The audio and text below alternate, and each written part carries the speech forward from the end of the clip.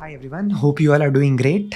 तो आज हम कंस्ट्रक्टर्स के बारे में थोड़ी बातें और करने वाले हैं। तो अभी तक हमने क्या सीखा है कि जब भी हम कुछ ऐसा लिखते हैं p equals to new of person और इसके अंदर रिक्वायर्ड फील्ड्स जो भी फर्स्ट नेम, लास्ट नेम और एज पास करते हैं, तो इसका इफेक्ट क्या होता है? इसका इफेक्ट ये होता है कि हमारे कंप्यूटर की जो मेमोरी होती है विच इज़ आर रैम, उसमें एक स्पेसिफिक सेक्शन होता है विच इज़ हीप। इस हीप में हमारा JVM ऑब्जेक्ट्स को क्रिएट करता है। तो यहाँ पे सिंपली एक ऑब्जेक्ट बन जाता है, ये पर्सन ऑब्जेक्ट, जिसके अंदर ये सारे वैल्यूज़ जो कि आपने यहाँ पास किए हैं वो राइट हो जाते हैं। और ये P जो है, this is just a pointer, this is just a reference which is pointing to this address, as simple as that. अब यहाँ से एक सवाल ये आता है हमारे मन में कि what if the class that we write has no constructor inside it. अगर कंस्ट्रक्टर नहीं है तो क्या हम ऑब्जेक्ट नहीं बना सकते? Let us check that out. तो इसके लिए हम एक काम करेंगे, we will just go ahead and write a class.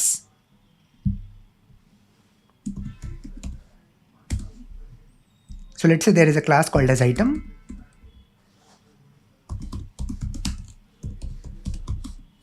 तो इसके अंदर एक ID फील्ड है और दूसरा फील्ड है नेम।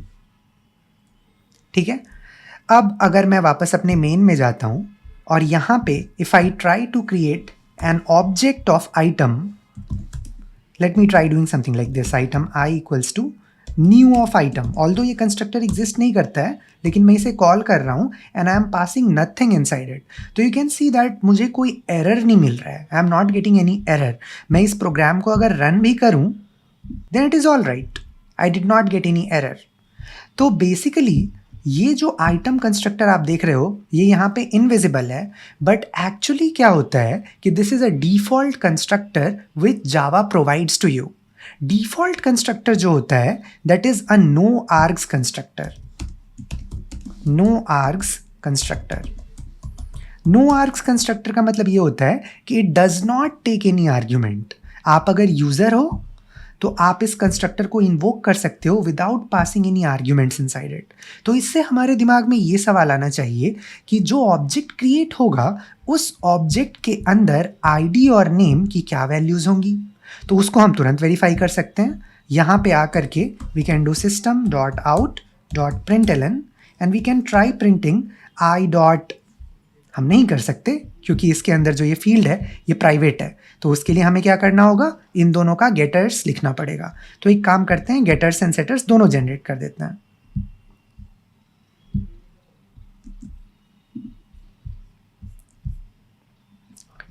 अब हम वापस यहां आएंगे and we can do I dot get I D and then I dot get name.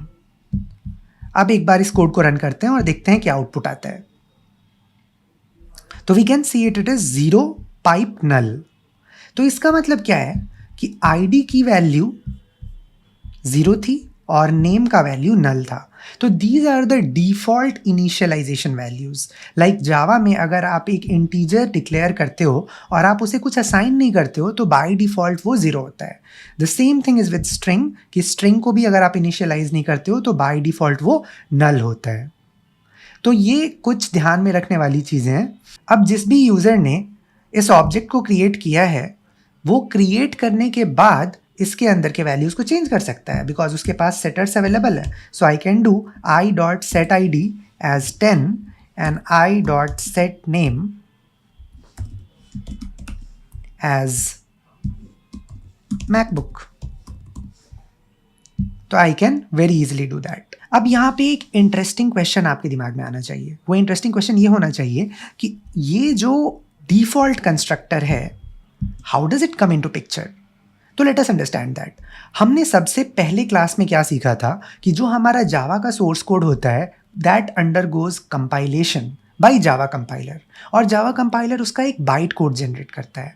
अब जावा कंपाइलर जो है वो अगर देखता है कि there is a class and that class does not contain any constructor, तो वो बाय डिफॉल्ट एक डिफॉल्ट नो आर्ग्स कंस्ट्रक्टर का बाइट कोड उस सोर्स कोड के बाइट कोड में ऐड कर देता है और JVM उसको यूज कर लेता है। That is how it kind of works. So if you are wondering who is responsible for introducing the noargs constructor, then the answer is your Java compiler.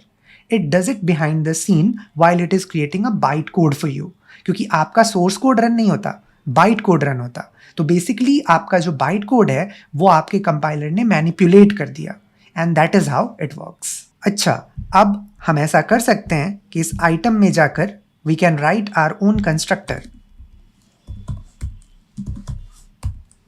तो लेट अस से इस constructor के अंदर हम ID and name दोनों variables pass कर रहे हैं.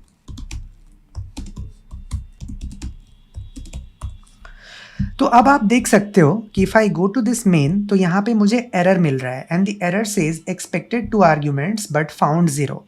तो ऐसा इसलिए होता है क्योंकि जब कभी भी आप किसी क्लास का एक कंस्ट्रक्टर एक्सप्लिसिटली डिफाइन कर देते हो तब डिफ़ॉल्ट कंस्ट्रक्टर गायब हो जाता है. बेसिकली बोलने का मतलब ये है कि आपका जो जावा कंपाइलर है वो उस तरह के सोर्स क्लास के लिए एक डिफ़ॉल्ट noargs कंस्ट्रक्टर को ऐड नहीं करता है.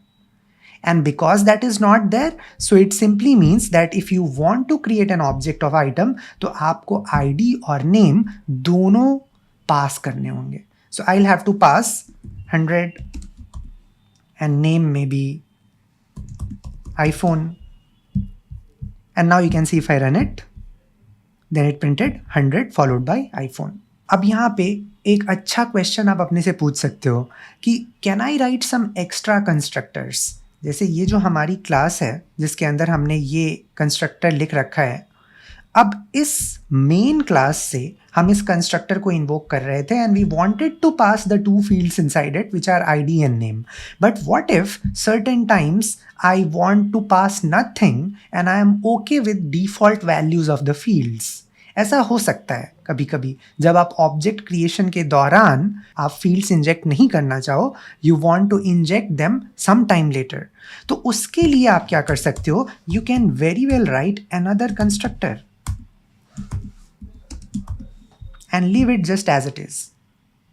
तो ये जो फेनोमेना है जहां पे आप देख सकते हो that there are 2 constructors although the arguments that they receive are different, this is called as constructor overloading. और overloading एक ऐसा टर्म है जो सिर्फ कंस्ट्रक्टर्स नहीं बल्कि मेथड्स के साथ भी अप्लाई करता है, और इसके बारे में हम आगे जानने वाले हैं. बट अभी हम यहाँ पे अगर इन्हें रिमूव कर दें then everything will work well. तो बेसिकली इसका मतलब ये है कि मैं आइटम I1 इस तरीके से क्रिएट कर सकता हूँ by invoking this particular constructor, और कोई दूसरा item let's call it item I2 ऐसे इन्वोक कर सकता हूँ new of item, and I can pass 100 MacBook, और इसके बाद I can print the fields of I2.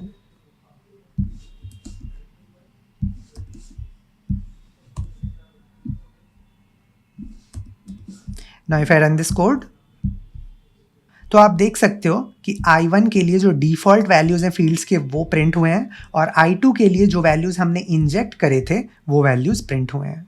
So this was an example of constructor overloading. अब मैं आपको ये बता दूं कि आप अपने मन से जितने कंस्ट्रक्टर्स चाहो उतने लिख सकते हो as long as they are all different. They have to be different. ये एक इंपॉर्टेंट रिक्वायरमेंट है. So I can go on and write another constructor public item which maybe only takes ID. तो ये क्या करेगा कि सिर्फ ID को इनिशियलाइज करेगा एंड नेम को डिफॉल्ट रहने देगा, and then you can go here and very well create I3 equals to new of item, and you can just pass the ID inside it, and then you can try printing it on your own. तो आप देखोगे कि ID का value 20 print होगा and string का default value print होगा. तो ये कंस्ट्रक्टर ओवरलोडिंग कई बार यूजफुल होता है जब आपके क्लास को अलग अलग क्लासेस अलग अलग तरीके से यूज करना चाहते हैं. So some class wants to create an object of your class by passing in all the fields, and some class may be wants to pass just 1 field और 2 field. So it all depends. अब यहाँ पे एक नई और important चीज़ मैं आपको बताऊंगा जिसके बारे में हम नेक्स्ट लेक्चर में सीखेंगे। तो ये है कि जावा में there is a keyword called as final. आप देखो, मैंने जैसे ही फाइनल बनाया ये लाइन रेड हो गया, so I am getting an error, it says variable ID might not have been initialized and all that. तो फाइनल अभी के लिए आप सिर्फ ऐसे समझ लो कि if something is final that means once its value is assigned it can never be changed, वो कभी भी चेंज नहीं हो सकता। और आप मुझे ये बताओ, जब भी आप कोई ऑब्जेक्ट क्रिएट करते हो तो वैल्यूज कब असाइन होते हैं? During the creation itself. अगर आपने नो आर्क्स कंस्ट्रक्टर पास किया है तो डिफॉल्ट वैल्यूज असाइन हो जाते हैं और वो डिफॉल्ट वैल्यूज अब कभी भी चेंज नहीं होंगे। As simple as that. Similarly अगर आपने कंस्ट्रक्टर इन्वोक करते वक्त कुछ वैल्यूज इंजेक्ट किए हैं, पास किए हैं, तो वो वैल्यूज असाइन हो जाएंगे and then those values will never be changed. तो एक काम करते हैं, इतने सारे कंस्ट्रक्टर्स जो हैं इन्हें रिमूव कर देते हैं and for now let's just have this constructor. ठीक है। अब एक इंटरेस्टिंग चीज़ आप देख सकते हो कि सेटर के अंदर मुझे एरर मिल रहा है, इस सेटर में भी एरर मिल रहा है। ये एरर क्या है? Cannot assign a value to final variable ID. और ये एक काम की चीज़ है, बिकॉज अगर आपने किसी वेरिएबल को फाइनल बना दिया है तो उस वेरिएबल की वैल्यू कंस्ट्रक्टर के अंदर एक बार इनिशियलाइज हो जाएगी और अब आप उसे बाद में चेंज नहीं कर सकते। So if you right any line like this you will and up getting an error. So setters are not allowed. So we will simply remove these setters. So if you make any variable as final, you cannot write setter for it. And for that matter, you cannot change the value of that variable at any point of time in the future. अब यहाँ पे एक और चीज़ मैं आपको दिखाता हूँ कि if I remove this constructor, I'll immediately end up getting an error over here. और ये error बोल रहा है कि variable ID might not have been initialized. अगर आप इस कोड को रन करोगे, let us remove these lines.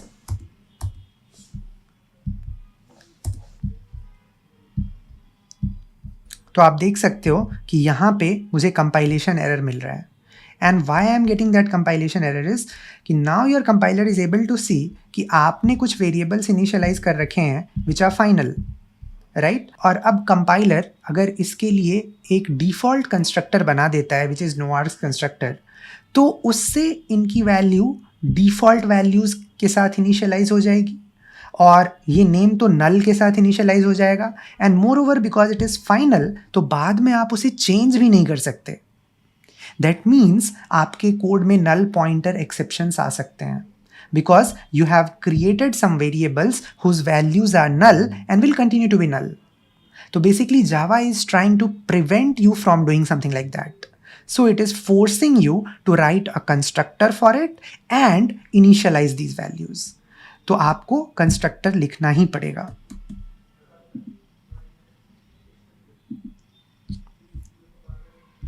So this is the constructor that you have here, and now because this is the constructor that you have here, तो यहाँ पे आकर के you will have to pass those values and then your code will work perfectly well. तो this was all about constructors, constructor overloading. यहाँ पे जो हमने final keyword के बारे में जिक्र किया है उसका सबसे important takeaway ये है कि कुछ अगर final है तो उसकी value आप बाद में change नहीं कर सकते, लेकिन फिर भी final को लेकर के बहुत सारे misunderstandings हैं, तो उन्हें हम unravel करेंगे।